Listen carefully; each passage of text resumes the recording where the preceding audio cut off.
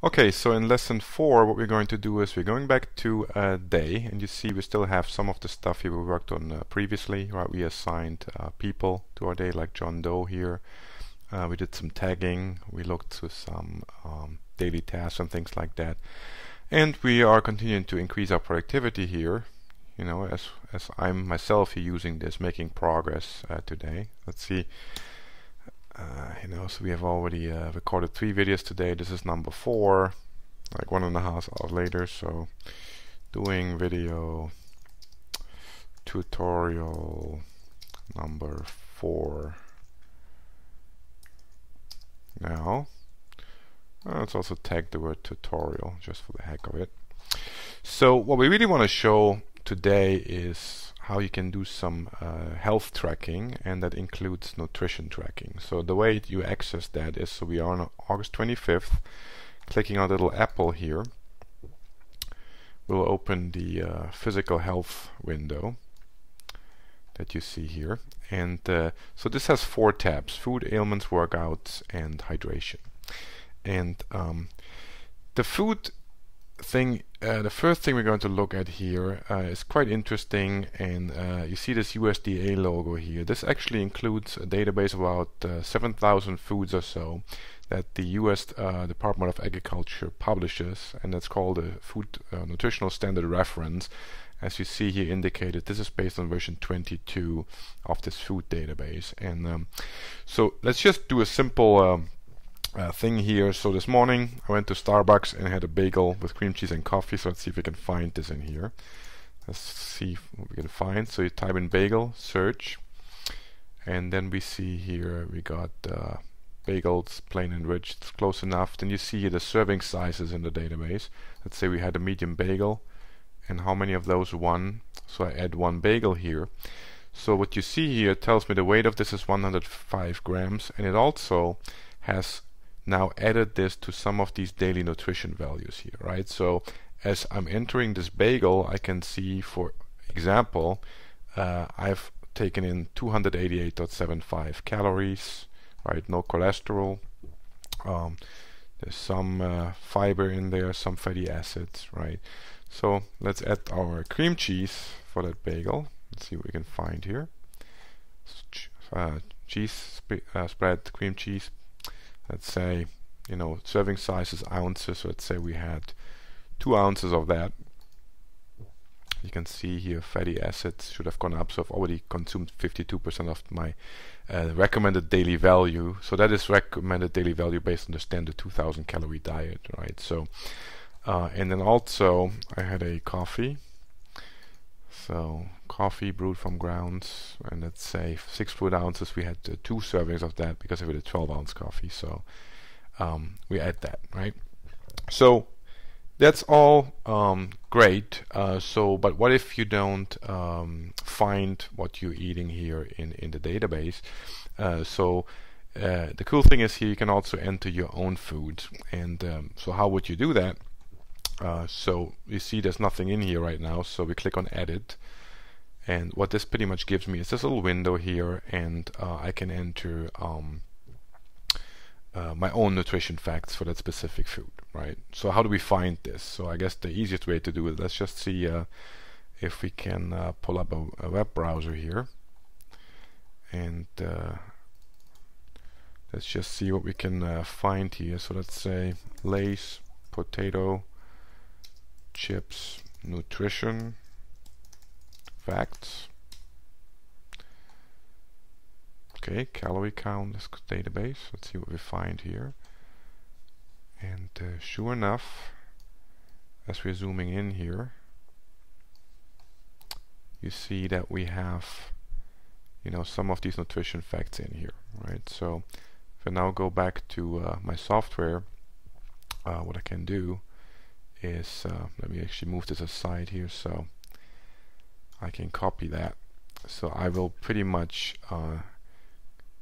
copy what I find on the web. So the food name is Lay's potato chips. No description, that's I think pretty explanatory. Serving size is 1 ounce. Calories 150. total fat is 10 grams, saturated fat is 3 grams, trans fat is 0, cholesterol is 0, sodium 180 milligrams, potassium is not listed, total carbohydrates 15 grams, dietary fiber 1 gram, protein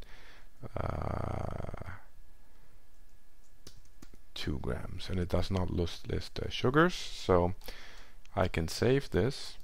It shows up here on my list, right? So as I go back here, so I see here my Lay's potato chips, which I added myself. Let's say I had 5 servings of this, add this, and as you see, my calorie count has gone up quite a bit, right?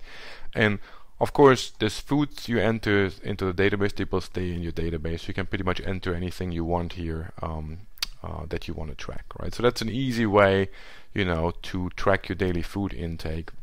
And we'll see in a minute how you can use that, you know, in the calculation of your daily allowance in calories. Ailments is a simple way just to track, you know, some standard ailments, right? So let's say if I had any allergy problems, let's see what we find here. It's actually not in here. So let's say I have nasal congestion. That's in here, right? So I can add that. Could say stuffiness maybe. Let's see, is that there? No, it's not there. Sneezing.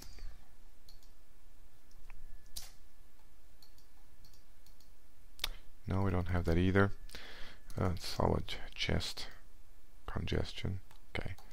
So there's a bunch of things in here. We talked through some other lessons later, how you can actually add your own values here, right? You see that I think about 200 ailments or so in here. So this is generally enough to track some basic things like headaches and toothaches and stuff like that, right? And the idea is just as you track your food, you can also track your ailments, and then, you know, in the future we might have reports that, you know, just do some correlation there as well.